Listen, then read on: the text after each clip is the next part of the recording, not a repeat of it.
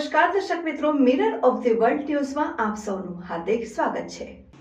World બ્રાહ્મણ federation પરિવાર વડોદરા શહેર જિલ્લા દ્વારા ગોત્રી એકમ દ્વારા દેવાતિદેવ મહાદેવની મહાઆરતીનું આયોજન કરાયું હતું। વર્લ્ડ બ્રાહ્મણ ફેડરેશન દ્વારા પશ્ચિમ વિસ્તારનું સંગઠન મજબૂત બનાવવા માટે વર્લ્ડ બ્રાહ્મણ ફેડરેશનના રાષ્ટ્રીય ઉપાધ્યક્ષ શ્રી શૈલેષભાઈ મહેતાના માર્ગદર્શન હેઠળ હરિનગર પાસે ગોત્રી એકમ દ્વારા દેવાતિદેવ મહાદેવ અને ઇષ્ટદેવ શ્રી પરશુરામ દાદાની પાવન આરતીનું આયોજન કરાયું હતું। મહાઆરતીમાં વર્લ્ડ બ્રાહ્મણ ફેડરેશનના શહેર જિલ્લા પ્રમુખ માલવભાઈ, ઉપાધ્યક્ષ મહામંત્રી મુક્તેશભાઈ ત્રિવેદી, ગોત્રી એકમના ધૈર્ય જોશી, મોહિત ત્રિવેદી, उत्पलभाई उपाध्याय तथा हिम्मतभाई रावल सहित पदाधिकारियों सभ्यों उपस्थित रहता। आ प्रसंगे स्थानिकों द्वारा सनातन धर्म प्रचार प्रसार तथा ब्राह्मणों ने एकता कार्य ने बिरदावी हती।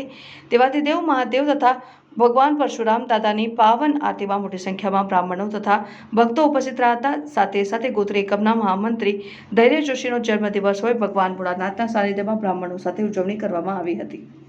आज तारीख 16 मार्च 2025 ना रोज लाभेश्वर महादेव हरिनगर 5 रस्ता खाते परशुराम दादा की आरती तथा भोलेनाथ की आरती नो एक सुंदर आयोजन राखेलू प्रसंगनु, जेमां सौ ब्रह्म अग्रणीओ तथा विस्तारना आगेवानो उपस्थित रही आरती उतारी। શું કહેવા માંગશો? સનાતન ધર્મ જે રીતે અત્યારે એનો પ્રચાર પ્રસાર કરવા માટે કેટલું જરૂરી છે? खूब ज जरूर है। आजना आधुनिक युगनी अंदर सनातनीओ जेटला वधशे એટલો જ આપણા કળિયુગની અંદર ટકી શકીશું। દર મહિનાના ત્રીજા રવિવારે લાભેશ્વર મહાદેવ મંદિરે હરિનગર 5 રસ્તા પાસે અમે દર વર્ષે દર ત્રીજા રવિવારે અહીંયા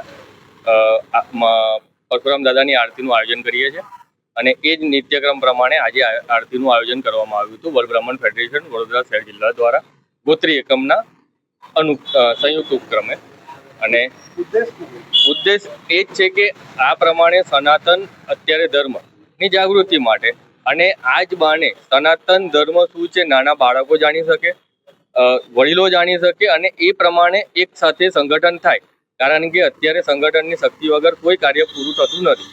સંગઠનની જરૂર છે અને એ સનાતન ધર્મને ઉજાગર કરવા માટે સનાતન ધર્મ હંમેશા ફાલ્યો રહ્યો છે, તો એના જ એક ઉદ્દેશ પ્રમાણે અમે આરતીનું આયોજન કર્યું છે કે જેના કારણે બધા સંગઠિત થાય અને સનાતન ધર્મને જાણી શકે।